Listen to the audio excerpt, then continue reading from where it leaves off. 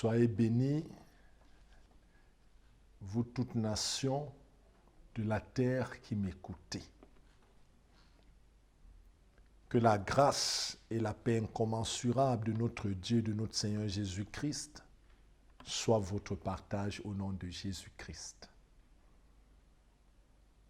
Je suis venu vous dire en ce jour une merveilleuse parole du Seigneur.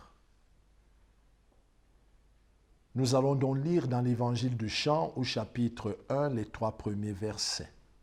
Je lis au nom de Jésus-Christ. Au commencement était la parole et la parole était avec Dieu. Et la parole était Dieu. Elle était au commencement avec Dieu. Toutes choses ont été faites par elle et rien de ce qui a été fait n'a été fait sans elle. Nous allons partager un thème en ce matin. Tu ne peux pas échouer. Alléluia. Tu ne peux pas échouer. Je vais te dire que tu n'as aucune excuse si tu échoues dans la vie. Si tu échoues, ça sera de ta faute. Que tu échoues ou réussisses ne dépend que de toi seul. Le sorcier de ta famille, le diable qui rôde, les démons qui rôdent, n'ont rien à faire dans le fait que tu réussisses ou pas. Alléluia. Ne blâme pas Dieu. Quand nous voyons l'histoire de Jésus-Christ dans Matthieu, alléluia, et même dans Luc, quand nous lisons les évangiles, Jésus-Christ est né dans une crèche, car il n'y avait pas de place pour ses parents dans les hôtels. Mais de la crèche, de l'étable, regardez bien, il est né dans un bâtiment où on loge le bétail. Alléluia. Mais Jésus-Christ quitta de ce lieu pour atteindre les plus hauts sommets. Quand vous allez lire dans 1 Corinthiens 1, les versets 26 à 29, il est écrit « Considérez, frères, que parmi vous qui avez été appelés, il n'y a ni beaucoup de sages selon la chair, ni beaucoup de puissants, ni beaucoup de nobles. Mais Dieu a choisi les choses folles du monde pour confondre les sages. Dieu a choisi les choses faibles du monde pour confondre les fortes. Et Dieu a choisi les choses viles du monde et celles qu'on méprise, celles qui ne sont point, pour réduire à néant celles qui sont, afin que nulle chair ne se glorifie devant Dieu. Ça, c'est la parole de Dieu. Est-ce que quelqu'un peut dire Amen avec moi? Donc ton problème n'est ni la couleur de ta peau, ni ton origine très modeste, ni les conditions de tes parents, ni l'endroit où tu es né, ni les circonstances de ta naissance, etc. Alléluia. Ton problème, c'est toi seul. C'est ton inhabilité, ton incapacité, ton inaptitude à découvrir ce que tu as, ce que tu possèdes et ton incapacité à te déployer et en t'engageant, en utilisant ce que tu as. Alléluia. Il faut savoir quelque chose, chers frères et sœurs, dans le Seigneur, c'est que tout le monde a quelque chose. Amen. Dis, j'ai quelque chose. Toi qui m'entends, dis, j'ai quelque chose. Oui, parce qu'effectivement, tu as quelque chose. Tout ce que tu as perdu, gaspillé, toutes les années perdues, tout ce qui t'a été volé, toutes les opportunités que tu as ratées, je te promets quelque chose après cette révélation de la parole de Dieu, tu seras rétabli au nom de Jésus-Christ de Nazareth. Alléluia. Lorsque nous lisons dans Romains 12 au verset 3, la Bible nous dit ceci, Romains 12 au verset 3, très bien. Par la grâce qui m'a été donnée, je dis à chacun de vous de n'avoir pas de lui-même une trop haute opinion, mais de revêtir des sentiments modestes, selon la mesure de foi que Dieu a départi à chacun. Selon la mesure de foi que Dieu a départi à chacun. Ça veut dire que Dieu a donné en partage à chacun de ses enfants une mesure de foi. la même mesure de foi. C'est-à-dire que chacun de nous a une mesure de foi. Alléluia. J'entends souvent dire des gens, oh, je n'ai pas la foi, mais ils disent qu'ils sont enfants de Dieu. Ça, ce n'est pas possible. Il y a une mesure de foi qui est départie à chacun de nous quand nous devenons enfants de Dieu. Alléluia. C'est faux et c'est mal confessé que de le dire. Alléluia. Car tu as une mesure de foi, qu'elle soit grande ou petite. L'essentiel est de savoir ce que tu feras avec cette mesure de foi que tu possèdes. Alléluia. Romains 10, 17 nous dit, ainsi la foi vient de ce qu'on entend, et ce qu'on entend vient de la parole de Christ. Donc si tu continues à méditer la parole de Dieu jour et nuit, telle que Dieu l'avait recommandé à Josué dans Josué chapitre 1, les versets 8 et 9, ta foi augmentera, ta foi grandira, alléluia. Mais si tu ne nourris pas cette foi, cette mesure de foi que Dieu t'a donnée dès le départ, elle mourra. Car ta foi peut mourir, ta foi peut s'affaiblir. Quand nous lisons dans Hébreux 4 au verset 2, Hébreux 4 au verset 2, la Bible nous dit ceci, alléluia.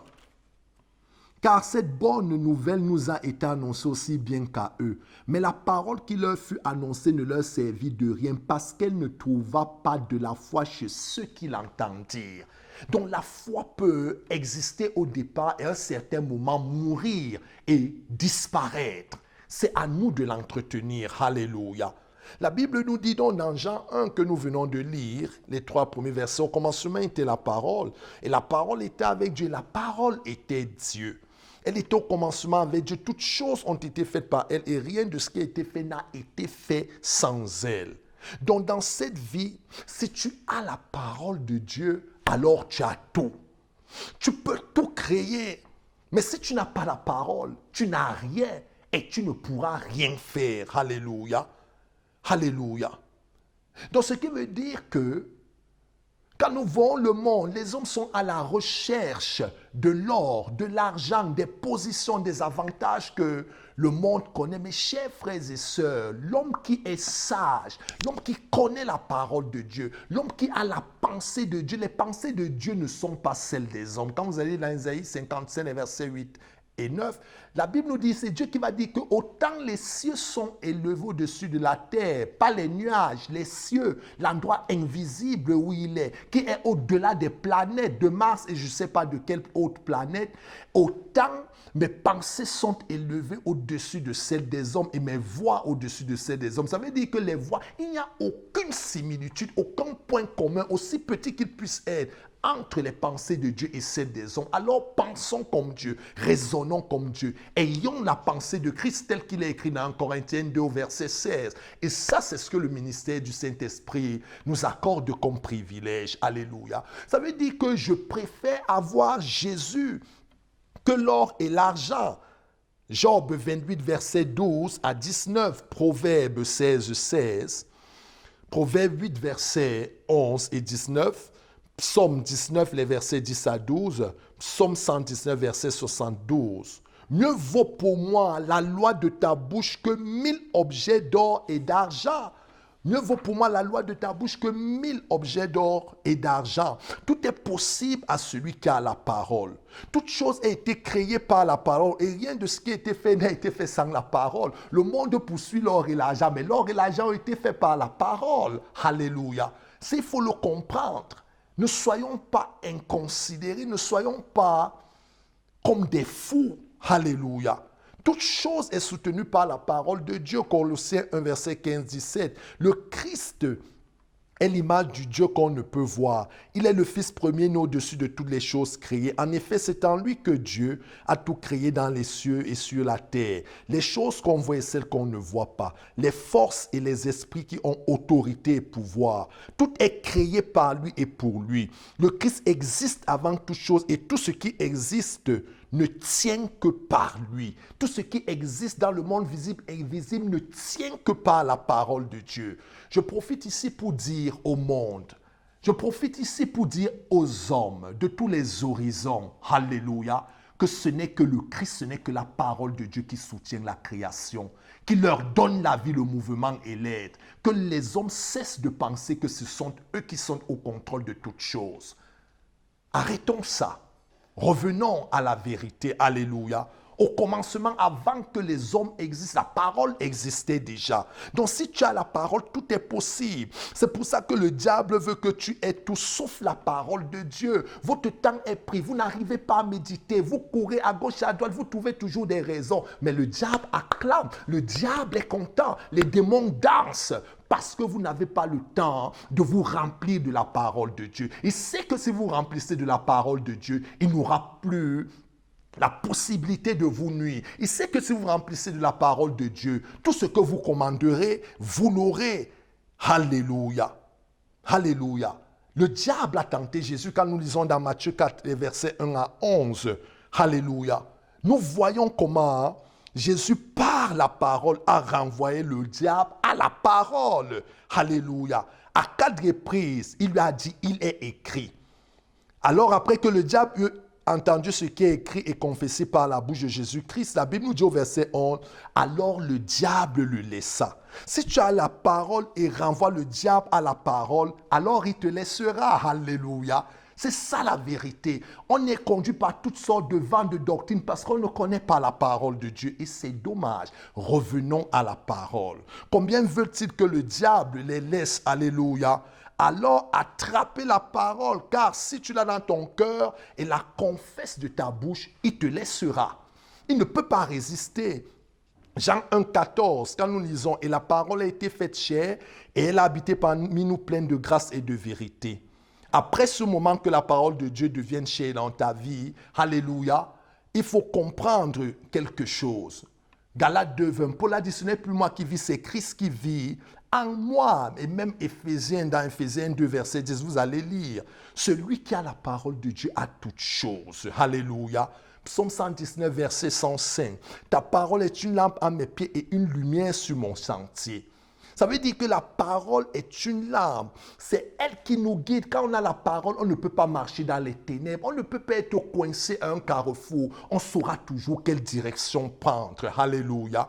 Genèse 1, les 3 premiers versets. Au commencement, Dieu créa les cieux et la terre. La terre était informe et vide. Il y avait des ténèbres à la surface de l'abîme. Et l'Esprit de Dieu se mouvait au-dessus des eaux. Dieu dit que la lumière soit et la lumière fut. Je déclare que la lumière soit dans ta vie, au nom de Jésus-Christ. Que la lumière soit dans ta vie spirituelle.